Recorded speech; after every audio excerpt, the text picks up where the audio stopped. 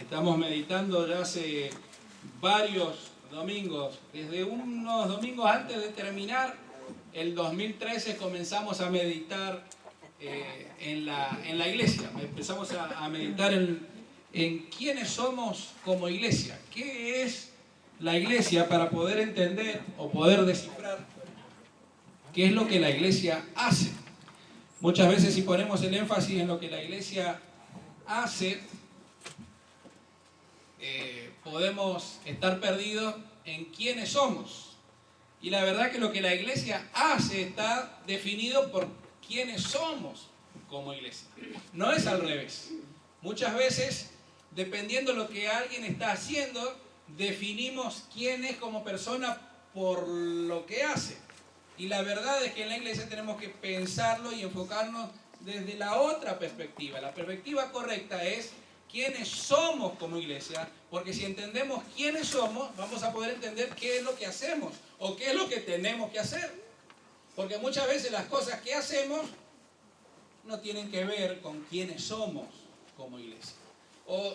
Por eso al poder descubrir o al poder replantearnos, de acuerdo a la palabra de Dios, quiénes somos como iglesia, vamos a poder también entender qué espera Dios de nosotros. ¿Por qué razón Dios nos da la oportunidad de formar parte de la iglesia, formar parte de su cuerpo, formar parte de su familia? Repito una vez más, el poder saber quiénes somos como iglesia nos va a definir qué es lo que hacemos y aún qué es lo que dejamos de hacer. Cuáles son las formas y las estrategias, los métodos que uno puede utilizar, pero no por una cuestión nada más de realizar actividades o realizar algunas estrategias o tener algunos métodos, sino por reconocer quiénes somos. Cada una de estas cosas se van a acomodar en el lugar que corresponde. Por eso hemos... Ay, se trabó este, espérame un segundito, te dejo este. Porque si no, voy a arrancar para otro lado. Estamos meditando en varios aspectos. Los últimos domingos empezamos a hablar acerca de la cruz de la iglesia. Así como un discípulo del Señor lleva una cruz y necesita llevar esta cruz y tiene que hacerlo, es el costo del discipulado, es el precio que hay que pagar. Jesús jamás bajó el costo de lo que es seguirle, jamás bajó las exigencias de lo que significa ser un hijo de Dios, lo que significa ser parte de su familia, lo que significa ser un verdadero cristiano. Lamentablemente en los tiempos que estamos viviendo podemos utilizar la palabra cristiano y no llevar esta palabra dignamente de lo que realmente significa. Mencionábamos hace unos domingos atrás la iglesia de Antioquía, una iglesia en la cual fue la primera vez que llamaron cristianos a los cristianos. Pero no fueron los mismos cristianos los que se autodenominaron cristianos, sino que era la gente de afuera, la gente de la ciudad, la gente del pueblo que veía cómo vivía la iglesia, cómo actuaba la iglesia y cómo el Señor estaba obrando en ella, que le empezaron a llamar pequeños cristos. Eso es lo que significa cristiano, cristitos, cristianitos, así como cuando a nosotros... cuando éramos más pequeños y nos veían y uno mira así y dice, este era el hijo de papá, entonces le dicen el nombre del papá chiquitito, ¿no? ¿Les pasó alguna vez así? ¿No? Si este es Brian, a los hijos va a ser Briancito. Alonso, Aloncito. Ya se viene, eso es profecía. Ya se asustó, ¿no? Así bueno, a los cristianos le empezaron a llamar así, Cristo, pequeños cristitos, cristianos. Pero ellos llevaron dignamente este nombre, este apodo, que comenzó a ser como un motivo de burla, pero después empieza a ser reconocido como algo que realmente vale la pena ser. Por eso hoy, cuando muchos de nosotros nos consideramos cristianos, la gran pregunta que cada uno debe responderse es, ¿realmente soy un cristiano?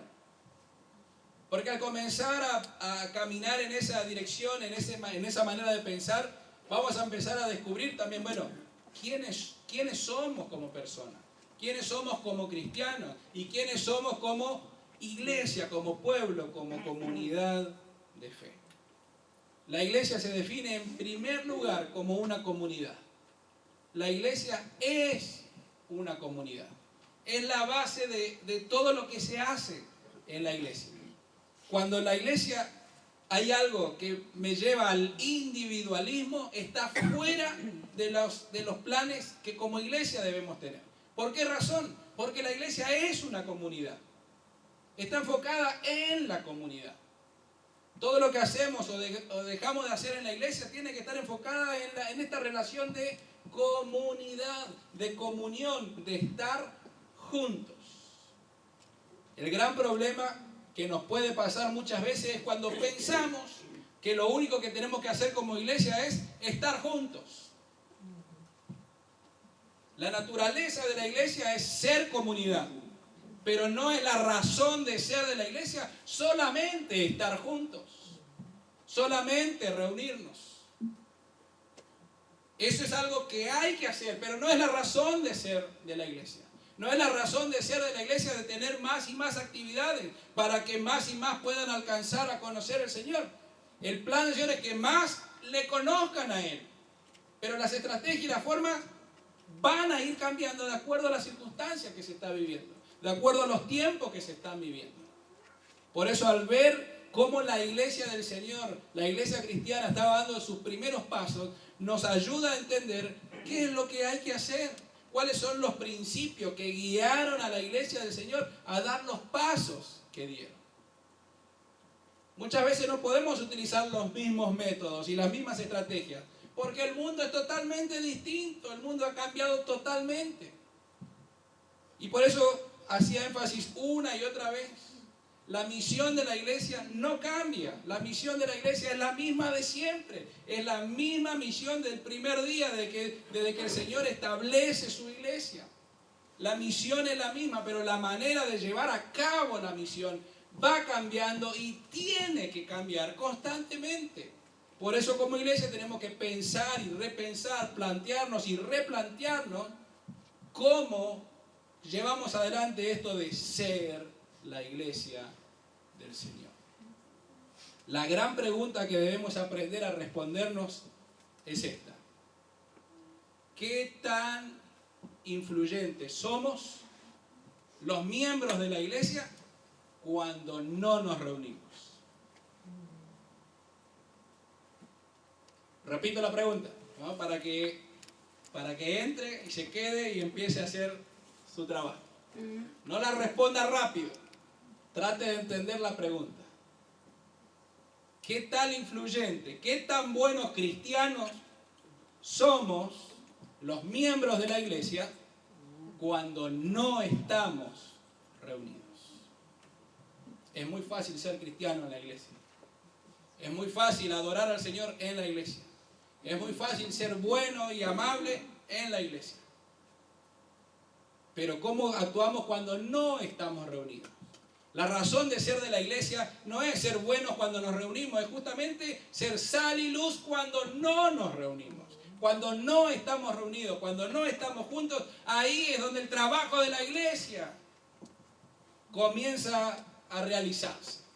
Aquí solamente estamos para estar juntos, para adorar juntos al Señor, para animarnos unos a otros, para estimularnos unos a otros, porque eso también es parte de lo que la iglesia tiene que hacer cuando está congregada, pero no solamente para congregarnos, sino para cuando salimos de acá. ¿Cómo somos en nuestra familia? ¿Cómo somos en nuestros trabajos? ¿Cómo somos en nuestros estudios? Allí es donde se demuestra el verdadero cristianismo, y allí está la tarea de la iglesia. Esa es la naturaleza de la iglesia. Ser sal y luz en el mundo en el cual el Señor nos ha puesto en vivir. Veíamos el domingo pasado algunas características del mundo en el que estamos viviendo. Porque al conocer las características del mundo en el que estamos viviendo nos va a ser más sensible a cómo debemos desarrollar la tarea.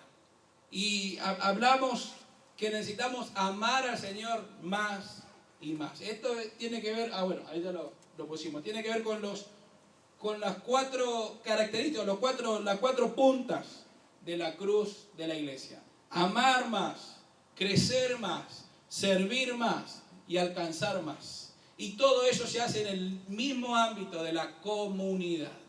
Debo amar más a Dios individualmente y en comunidad. Debo amar más a mi prójimo individualmente y en comunidad. Debo aprender a crecer individualmente y en comunidad. Debo aprender a crecer también numéricamente, prepararme para el crecimiento, porque la naturaleza de la iglesia es que crezca. La iglesia siempre en la Biblia se la compara con un organismo vivo, no es una organización de personas, es un organismo vivo, es el cuerpo de Cristo Jesús. Jesucristo es su cabeza. Como cuerpo vivo, el cuerpo vivo necesita crecer. Es natural que crezca. Cuando deja de crecer es porque comienza su muerte. Y la verdad es que la iglesia siempre está, como decía Billy Graham, a un paso de morir. Porque si la antorcha de la fe no es pasada a la siguiente generación, allí se muere y se termina. ¿Cómo van a transmitir la fe a aquel que no la recibe? Por eso la tarea de la iglesia es tan inminente. Y muchos seguimos pensando, bueno, el Señor dijo que ha de venir y esperemos eso. ¿Pero qué debemos hacer mientras tanto? Uno de los grandes problemas que tenemos con las traducciones bíblicas, y quiero hacer énfasis aquí porque muchas veces definimos a los cristianos de acuerdo a cómo se viste. ¿Sí o no? Sí. Definimos a los cristianos de acuerdo a el tamaño de Biblia que lleva. Si es grande, es un buen cristiano. Si no lleva Biblia, la lleva en el celular, lo dudo que debe jugar en el Facebook. Definimos por lo que vemos. Y a veces las mismas traducciones bíblicas nos mueven a cierta manera de pensar y ver la iglesia. Como todos tenemos y conocemos la palabra de Dios, que fue la más y que sigue siendo la más influyente dentro de todo nuestro pueblo hispano, es la Reina Valera, sin ninguna duda. Porque todos la conocemos más, porque todos trabajamos allí, y la mayoría de nosotros que hemos crecido en el Evangelio hemos crecido con la Reina Valera. Así que si hemos aprendido algún versículo bíblico de memoria, lo aprendimos con la Reina Valera. Entonces cuando pensamos en otras versiones nos cuesta, ¿no? Y es verdad, la verdad que es una excelente traducción. Es súper útil, es súper necesaria. Ahora, una vez me preguntaron, ¿cuál es la mejor traducción de la Biblia? La que usted tiene, hermano. Esa es la mejor de todas, léala. Léala, ayúdese constantemente, esa es la mejor de todas. Pero muchas veces, si usted no entiende lo que dice, necesitan tener una Biblia que la entienda, porque el propósito de la Biblia es que sea entendida. El Señor la dejó revelada para que la entendamos y para que la podamos poner en práctica. Nadie puede poner en práctica algo que no entiende. Cuando un padre le dice algo a su hijo y su hijo no le entiende lo que le está diciendo, jamás le va a hacer caso, jamás va a ser obediente, porque nunca entendió qué es lo que le está pidiendo que haga. Por eso necesitamos aprender a hablar el idioma de nuestros hijos, para que entiendan lo que queremos. Pero nosotros como padres pretendemos que nuestros hijos nos entiendan a nosotros, que es su trabajo entendernos a nosotros. Hermanos, estamos equivocados, es nuestro trabajo darnos a entender con ellos, porque el Señor se mostró de la misma manera. El Señor se encarnó, el Señor vino a habitar entre nosotros, habló nuestro lenguaje, Él se bajó a nosotros para que nosotros le podamos entender. Si esa es nuestra cristología, si esa es nuestra manera de pensar en el Señor, si esa es nuestra teología, vamos a vivir de acuerdo a ello. Tenemos que hacer lo que el Señor hizo, de la manera que el Señor nos enseñó, ponerlo en práctica. Necesitamos amar más, necesitamos crecer más. Y crecer más especialmente en la palabra del Señor. Crecer más en el entendimiento de la palabra del Señor. La Reina Valera dice en su traducción, en uno de los pasajes más conocidos, que es la que llamamos la Gran Comisión. A ver quién se lo sabe de memoria. Mateo capítulo, ¿qué capítulo es? El último capítulo de Mateo, los últimos versículos, son las últimas palabras del Señor Jesús. No se va a ir al cielo si no sabe el número del capítulo y del versículo, ¿no? Pero al menos, ¿qué es lo que dice? Ahí está, por tanto, y hacer discípulos. ¿A qué? Vamos, yo sé que lo sabe, en la versión que lo sepa, como se acuerde. A todas las naciones, bautizándolos en el nombre del Padre, del Hijo y del Espíritu Santo. Reina Valera. Y enseñándoles a que guarden todas las cosas que yo he enseñado. Y yo estaré con vosotros todos los días hasta el fin del mundo. Si no lo sabemos de memoria esto, jamás lo vamos a poner en práctica, por un lado. Pero no importa en qué versión te la aprendas, pero el punto al que voy con la versión bíblica es este.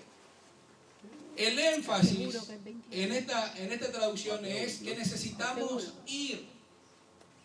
Porque dice, por tanto, ir. Y la iglesia del Señor, por muchos años, hemos hecho mucho énfasis en que para hacer la tarea que la iglesia necesita hacer, hay que ir.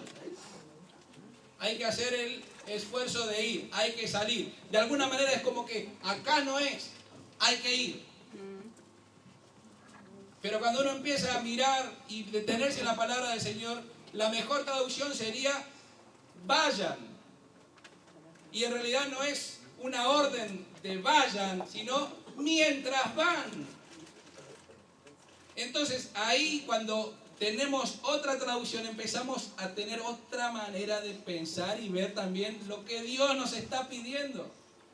No es solo una tarea para ir, es una tarea que hay que hacer mientras vamos. Por eso en esto nos ayuda a saber que para trabajar en la obra del Señor no hay que necesariamente ir, aunque el Señor llama a algunos para que se vayan a otros lugares. Pero la responsabilidad no es que hay que irse, la responsabilidad es que mientras vamos en el diario caminar, porque todos nos vamos moviendo de un lugar al otro, mientras vamos hay que hacer discípulos. Ese es el verdadero desafío. Por eso yo le invito a que compre y tenga en su casa más versiones de la Biblia, más traducciones. ¿Por qué? Porque nos va a ayudar a entender mucho mejor lo que la palabra del Señor quiere decir. Le voy a decir algo que por ahí le puede causar gracia y por ahí le puede golpear, pero que es cierto. ¿Sí? Jesús no dijo ni una palabra en español. ¿Sí? Así que no necesariamente la Reina Valera es la palabra que Jesús dijo de su propia boca. Porque Jesús habló en arameo. Y si usted no entiende arameo, como yo no entiendo arameo, lo que necesitamos hacer es entender qué es lo que dijo por lo que otros escriben. Y confiar en eso. Y la palabra del Señor es fiel con cada uno de nosotros en que Él protege su palabra. Su palabra es viva y eficaz. Él se encarga de que haga la obra que tiene que hacer en nosotros. Pero Jesús no habló en español, como tampoco habló en inglés. Así que no es mejor una Biblia en inglés que una Biblia en español. Lo mejor que podríamos hacer es aprender a hablar hebreo, griego y arameo. Pero como nos lleva mucho trabajo, confiemos mejor en los que estudiaron. Y podamos leer estas traducciones, estas diferentes versiones que nos van a abrir la mente de lo que realmente encierra la palabra de Dios. Muchas veces dije cuál es el orden de importancia en la palabra de Dios. Porque por arriba de todas las cosas está la palabra viva. Cristo Jesús es esa palabra hecha carne, la palabra de Dios encarnada. Después tenemos la palabra escrita. Y después tenemos la palabra predicada, la palabra enseñada. Son tres niveles de la palabra de Dios. La palabra viva, la palabra escrita y la palabra enseñada, la palabra predicada. Cada una se sujeta a la que está arriba. La palabra predicada debe ser sujeta a la palabra escrita. Uno no puede inventar lo que quiera decir. Uno puede tener muy lindos pensamientos, muy lindas ideas, pero si no está sujeta a la palabra de Dios, no es palabra de Dios predicada. Para que sea palabra de Dios predicada, la predicación debe estar basada en la palabra escrita. Y la palabra escrita debe estar basada en la palabra viva. Porque lo que nosotros muchas veces queremos hacer es que Dios se acomode a nuestra Biblia. Y eso es lo que nos pasa muchas veces, que queremos que Dios se acomode a lo que nosotros entendemos de la Biblia. Y no es así. Nosotros tenemos que entender la Biblia a lo que es Dios. No podemos contener a Dios aún entre una tapa y la otra tapa. Dios está más allá de la palabra escrita. La palabra escrita es la palabra revelada de Dios para cada uno de nosotros. Pero está sujeta al mismo Dios. Por eso necesitamos entender este orden. Porque muchas veces, por las distintas maneras de pensar de cada uno de nosotros, queremos que Dios se acomode a nuestra manera de ver la Biblia, a nuestra manera de conocerlo. Pensamos que Dios es como lo conocemos. Y la verdad es que Dios es como es. Y nosotros estamos en un proceso de ir conociéndole. Hasta que un día lleguemos a verle cara a cara. Hasta que un día alcancemos a comprender quién es Él. Y la palabra escrita nos ayuda a esto. Porque lo que está escrito es lo revelado de Dios, lo que Dios ya ha dado a conocer. Y es más que necesario y más que suficiente lo que Dios ya se dio a conocer para que nuestra mente finita comience a comprender. Por eso necesitamos crecer más y más en el estudio de la palabra de Dios. Este viernes comenzó un nuevo estudio allí con nuestra hermana Mary acerca de la vida del rey David, para poder aprender allí y poner en práctica características de un ser humano que luchó toda su vida con sus propios pecados. Era rey, pero tuvo muchísimos problemas, muy parecido a cada uno de nosotros. Y así que, hermano, todavía se puede sumar o ya está cerrado, ya quedó afuera. Va a poder entrar cuando se estudie Salomón, la siguiente. Pero necesitamos estudiar más, prepararnos más. Y si usted no tiene la oportunidad de reunirse, de juntarse para poder estudiar, hágalo solo, hermano. Cada uno de nosotros necesitamos crecer individualmente, personalmente. Porque cuando nosotros crecemos en la palabra del Señor, la iglesia crece. La iglesia crece. Porque cada uno de nosotros comenzamos a madurar en el Señor. Así que necesitamos amar más, crecer más, servir más y alcanzar más. El domingo pasado hablamos o nos basamos en amar más a nuestro Dios, y amarás al Señor tu Dios con todo tu corazón, con toda tu mente, con toda tu fuerza, y a tu prójimo como a ti mismo. La cruz de la iglesia, al Señor y a nuestro prójimo. Hoy quiero hacer énfasis en que debemos crecer más en nuestro conocimiento del Señor, sin ninguna duda. Crecer más también en nuestro conocimiento de nuestro prójimo. Porque cuando lo empezamos a conocer más, también comenzamos a amarlos más y nos sentimos parte de ellos. Y ellos se sienten parte nuestra y empezamos a sentirnos en comunidad, en la comunión que Dios espera que cada uno de nosotros tengamos. Pero también el crecimiento tiene que ver con la iglesia. ¿Qué tipo de crecimiento la iglesia ha de buscar? Porque como dije al principio, la iglesia tiene que crecer. La naturaleza de la iglesia es que crezca.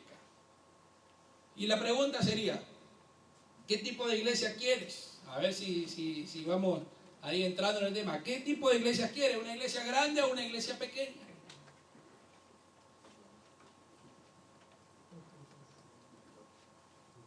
¿Iglesia grande o iglesia pequeña?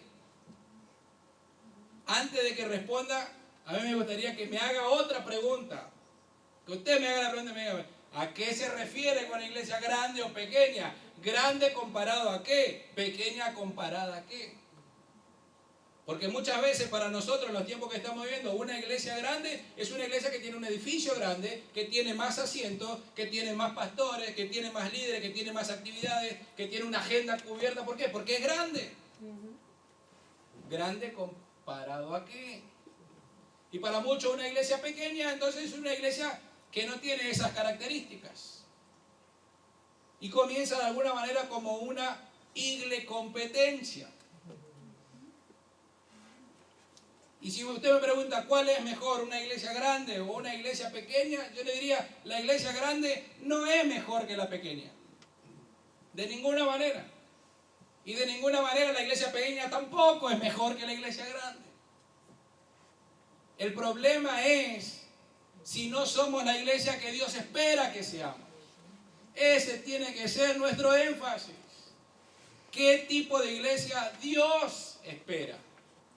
¿Y a qué Dios le llamará grande o pequeño? No a nuestros propios parámetros. Porque tener más actividad y tener más pastores y tener más líderes y tener más miembros no necesariamente significa que sea más grande. Porque comúnmente lo que uno le dice, ¿no?, de una iglesia pequeña a una iglesia grande, o de una iglesia grande a una iglesia pequeña, siempre hay algunas cositas que se tiran, ¿no? La iglesia pequeña le dice la iglesia grande es superficial. No hay relaciones uno con otro. Como que nadie se quiere comprometer, van, escuchan y se van. Y puede ser que sea cierto, pero no necesariamente es una característica de una iglesia que tenga mucha gente. Porque hay muchas iglesias que también tienen poca gente y tienen la misma característica. Superficial, escucha y se va. Estamos lo mismo, no es una propiedad de ser muchos o ser pocos.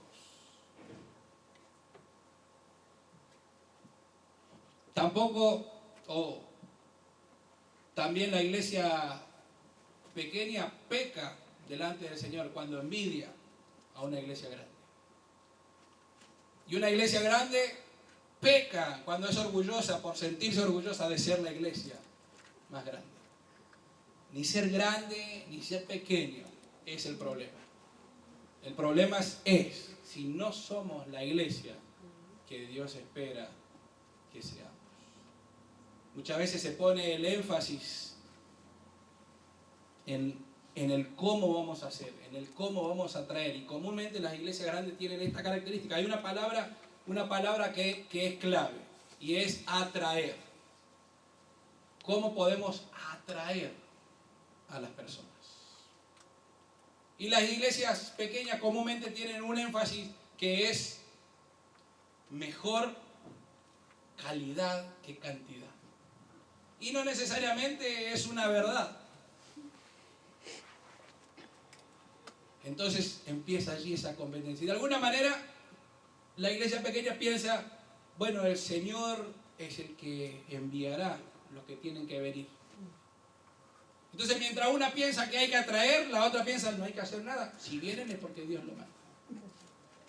Y comienza a surgir esta pregunta: ¿quién es el responsable del crecimiento de la iglesia? ¿Quién es el responsable? Y por lo menos alcanzo a ver tres maneras de pensar la iglesia o ver la iglesia en los años que tengo como cristiano. En haber estado en distintos lugares y tener relación con hermanos de diferentes iglesias. Y están aquellos que piensan que el pastor, los líderes y los miembros de la iglesia somos los responsables del crecimiento de la iglesia. Entonces se pone el énfasis en qué es lo que debemos hacer para que esto crezca. Hay una segunda postura, que es aquellos que piensan que Dios es el responsable. Que Dios es el responsable y que está la soberana voluntad de Dios, que Él va a mandar a los que han de ser salvos, porque así lo dice la Biblia. Él enviaba, Él agregaba a los que habían de ser salvos. Entonces no tenemos nada que hacer nosotros. Si no vienen, es porque Jesús nos lo manda. Entonces no se está pensando en qué hacer para atraer, ni siquiera se está pensando en que la gente tiene que venir. Se piensa nada más que la gente va a llegar por sí sola, enviada por el Señor. Entonces el énfasis está en, bueno, ¿qué hacemos para que no se vayan? Pero también hay una tercera manera de ver, y creo que es la manera que el Nuevo Testamento nos enseña. Es que tanto nosotros como Dios somos responsables del crecimiento de la iglesia. Por eso, si usted abrió la Biblia ya al principio del mensaje donde yo le dije que habla 1 Corintios, ahí lo vamos a leer. Entrar a la introducción. ¿Sí? 1 Corintios, capítulo 3, versículos del 6 al 7. ¿Qué dice? Dos gran fe, Apolo regó, pero el crecimiento lo ha dado Dios. Yo planté, Apolo regó, pero el crecimiento lo da Dios. ¿Quién es el responsable del crecimiento de la iglesia? Todos. Pablo dice que él hizo una cosa, que Apolos hizo otra. Pero el crecimiento lo dio el Señor, pero cada uno hizo lo que tiene que hacer. Cuando caminamos en obediencia a lo que el Señor quiere que hagamos, el Señor da el crecimiento. No es por lo que uno haga o deje de ser, pero Dios bendice lo que uno hace o deja de hacer. A nosotros nos toca regar, a nosotros nos toca preparar la tierra, a nosotros nos toca trabajar duro para que la tierra sea el mejor terreno, para que cuando pongamos la semilla pueda crecer. El crecimiento lo va a dar el Señor, pero a nosotros nos toca hacer todo el resto. Por eso necesitamos mirar el crecimiento de la iglesia como una responsabilidad compartida. Por eso Pablo dice que somos colaboradores con Dios. Él se lleva la parte más pesada. Y uno podría decir, bueno, no es lo más pesado porque a nosotros nos toca todo el trabajo. Bueno, hágalo crecer usted solo, a ver. Como a veces nosotros pensamos que nosotros por ser padres nos llevamos el trabajo más pesado que el Señor en cuanto a la crianza de nuestros hijos, porque nosotros lo tenemos todos los días, porque nosotros lo tenemos que alimentar, porque nosotros lo tenemos que cuidar, porque cuando son pequeñitos nosotros lo tenemos que bañar, lo tenemos que dar todas las cosas, cuando van creciendo nosotros nos cargamos de todos los problemas, entonces pensamos que nosotros estamos haciendo un trabajo mayor que el del Señor. Ahora, si yo le pregunto, ¿usted le puede dar salud a sus hijos? ¿Usted tiene cuidado de ellos cuando no están delante de ustedes? Usted pudo decidir cuál es el color del cabello, cuál es el color de ojo, que salga con los 5 dedos, aún el carácter que tiene. Ay, bueno, ahí uno quisiera ver. Cada uno tiene que cumplir su parte. Y el Señor siempre bendice el trabajo, el esfuerzo de cada uno. Por eso dice, esfuérzate y sé valiente. Le dice a Josué, esfuérzate y sé valiente y yo estaré contigo. El pasaje de Mateo que lo dijimos de memoria hoy es, a nosotros nos toca hacer la tarea. Mientras vamos, hagamos discípulos, enseñándoles a que guarden todas las cosas, bautizándoles. Y Él estará con nosotros. La promesa está, pero a nosotros nos toca hacer nuestra propia parte.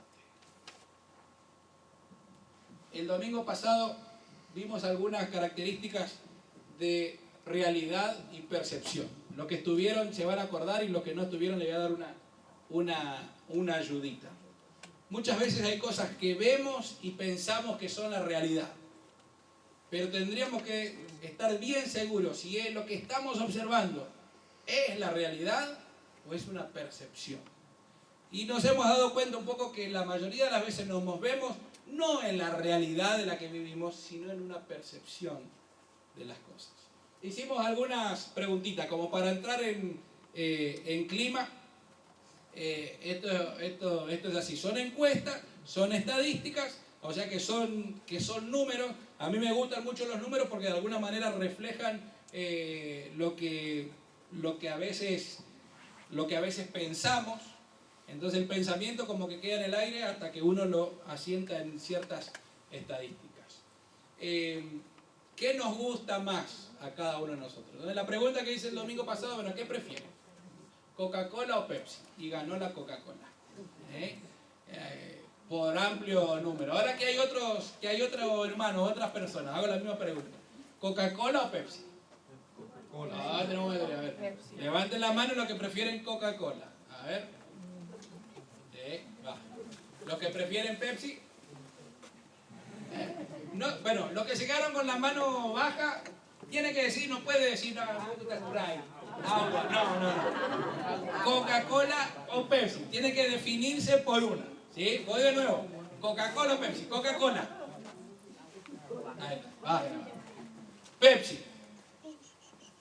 Ya, eso no era.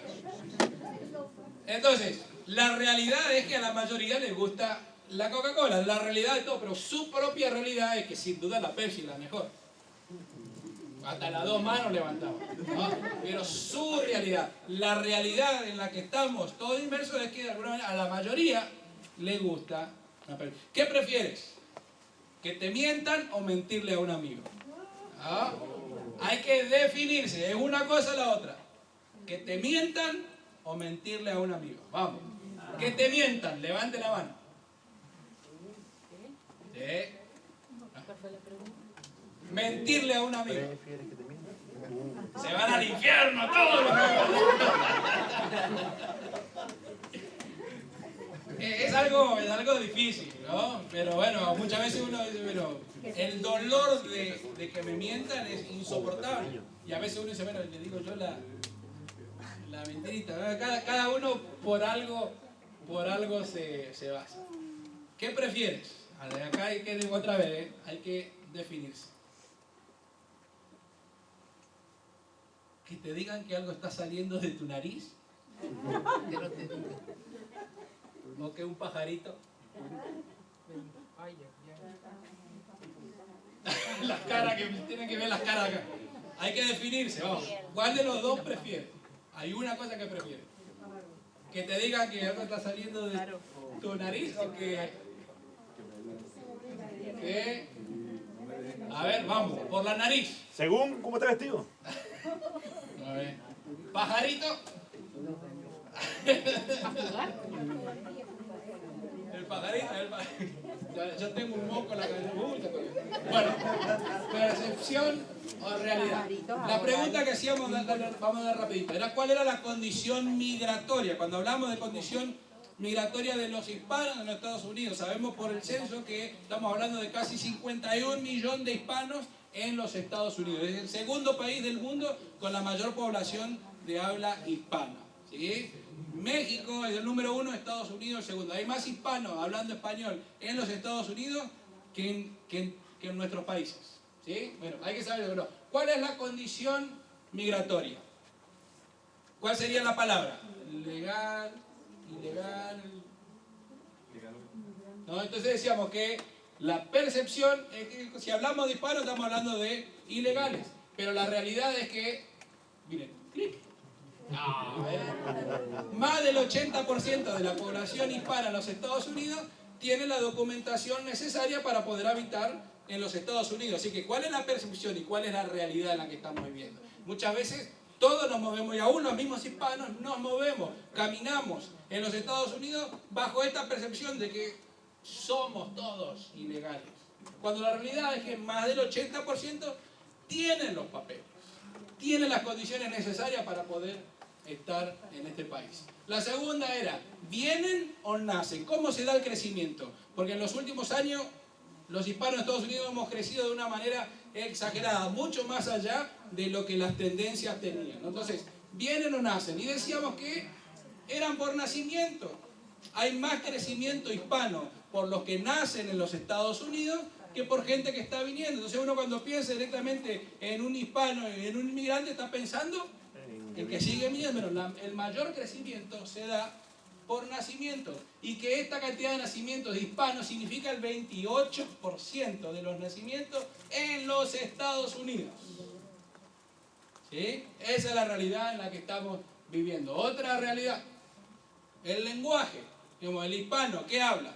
Entonces la percepción era, y ahí estuvo medio dividido. Como ya no se animaban a arriesgarse, empezaron a aflojar un poco. Y nos daban estas tres cosas. El 38% prefiere español, el 38% es bilingüe y lo que resta, el 24%, prefiere el inglés. Así que si sumamos esta cantidad, la mayoría de los hispanos en los Estados Unidos no habla español. Esa es la realidad en la que estamos viviendo. Por eso necesitamos también esforzarnos más y más. ¿Cómo somos los hispanos en relación a nuestra fe? Muchas veces decimos que los hispanos somos una población religiosa, somos una población que nos interesa la espiritualidad. Y la verdad es que en todas las encuestas la espiritualidad ha crecido a niveles que ni se tenía pensado. En la Edad Media se decía que tanto la espiritualidad como las religiones iban a desaparecer en esta época que estamos viviendo. Y la verdad es que ha crecido mucho más. El único problema que podríamos plantearnos es, bueno, ¿qué tipo de espiritualidad estamos hablando? ¿Sí? Pero si le preguntamos a alguien si es espiritual, sí, si es religioso, sí, pero prefiere la palabra espiritual a la palabra religiosa. Y que hay que empezar a ver esto, ¿no? Los hispanos en los Estados Unidos, esto solamente en los Estados Unidos, y pensando en el total de los hispanos. Después también tenemos estadísticas de la primera generación, de la segunda generación, tercera y cuarta. Pero esta es la totalidad. El 68% es católico, el 16% es protestante y el otro 16% otros. Así que esta es la realidad del hispano en los Estados Unidos. Dale el clic para que aparezca esto. Bueno, justo no aparece lo de abajo. Pero el 61%, ¿sí?, dice creer y tener un compromiso con el Señor. Ahora estamos hablando que el gran porcentaje es cristiano, pero el 61% hay un compromiso. ¿Y el resto? ¿Qué pasa con el resto? ¿Qué pasa con el resto de los que nos consideramos cristianos? Pero no hay un compromiso. Vamos con la siguiente. La fe de los hispanos en relación a la iglesia. ¿Cuál es la realidad? El 54% dice que asiste o ha asistido a la iglesia en el último mes.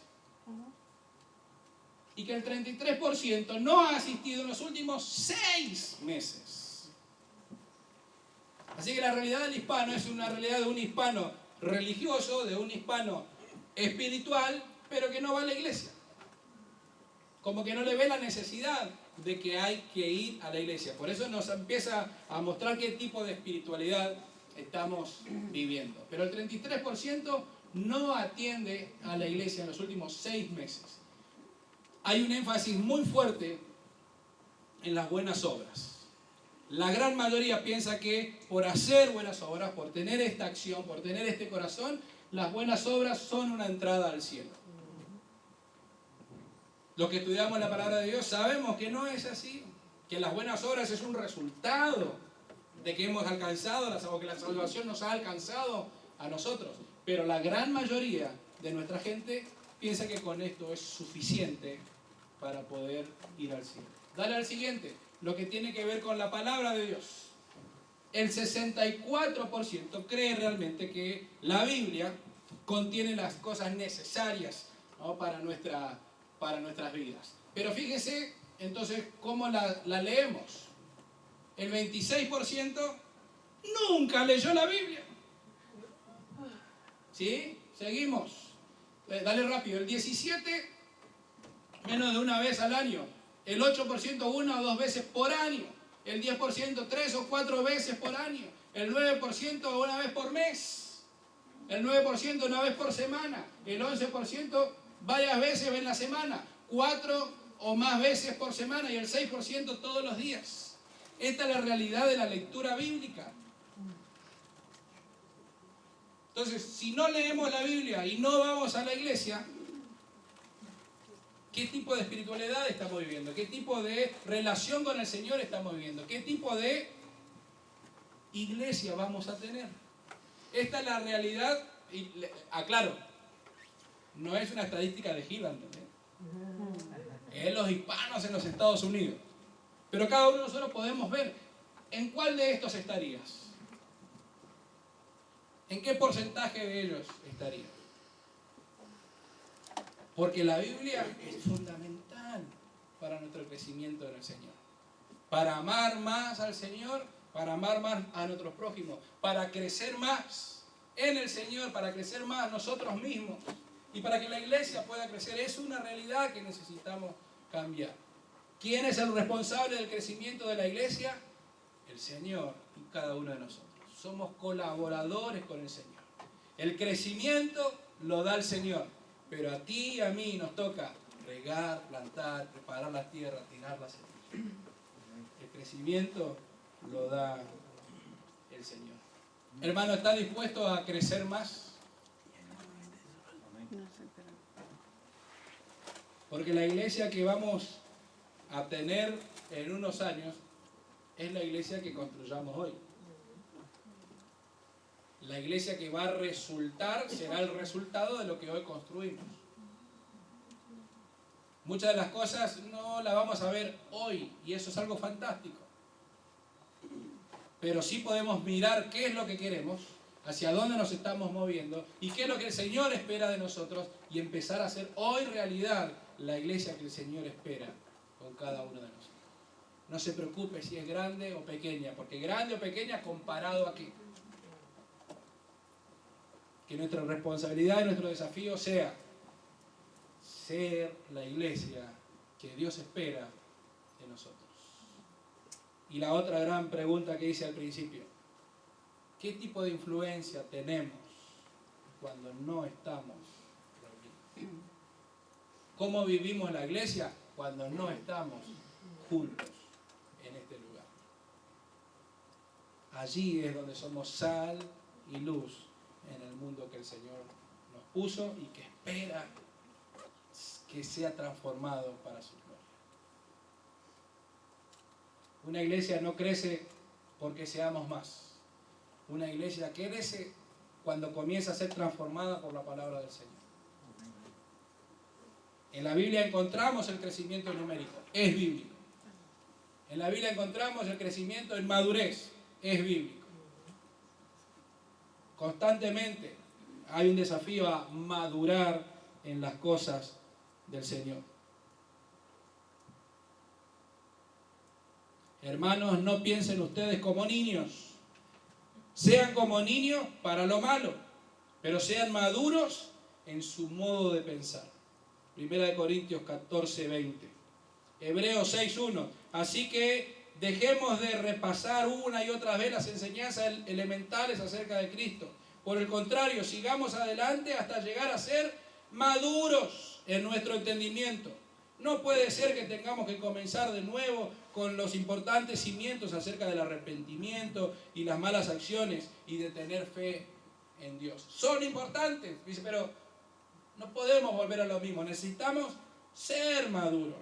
1 Corintios capítulo 3, versículo 1. Yo, hermanos, no pude hablarles entonces como a gente madura espiritualmente, sino como a personas débiles, como a niños en cuanto a las cosas de Cristo.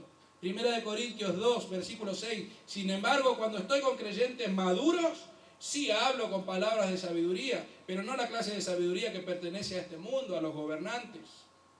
Filipenses capítulo 3, versículo 15. Todos los que ya poseemos una fe madura, debemos pensar de esta manera. Los que tenemos una fe madura debemos pensar también maduramente. Efesios capítulo 4, versículo 13. Este proceso continuará hasta que todos alcancemos tal unidad de nuestra fe y conocimiento del Hijo de Dios, que seamos maduros en el Señor, es decir, hasta que lleguemos a la plena y completa medida de Cristo. Ese es el desafío. Madurar, crecer más y más en las cosas del Señor. Y Santiago termina diciendo: todos cometemos mucha falta. ¿Quién entonces es una persona madura? Solo quien es capaz de dominar su lengua y de dominarse a sí mismo. Así que a leer más la palabra de Dios, a crecer más en la palabra de Dios. Pero no es solamente el crecimiento de la lectura bíblica, es que transforme nuestras vidas. El Evangelio de Cristo Jesús es la transformación de nuestras vidas. No es el conocimiento de pasar la información de una generación a otra. No es adquirir conocimiento. Es que la palabra de Dios transforme nuestras vidas. Pero jamás va a transformar si los números de las estadísticas es que no leemos su palabra. Hermanos, que podamos crecer más y ser la iglesia que Dios espera de nosotros. Que el Señor nos bendiga. Que el Señor nos bendiga.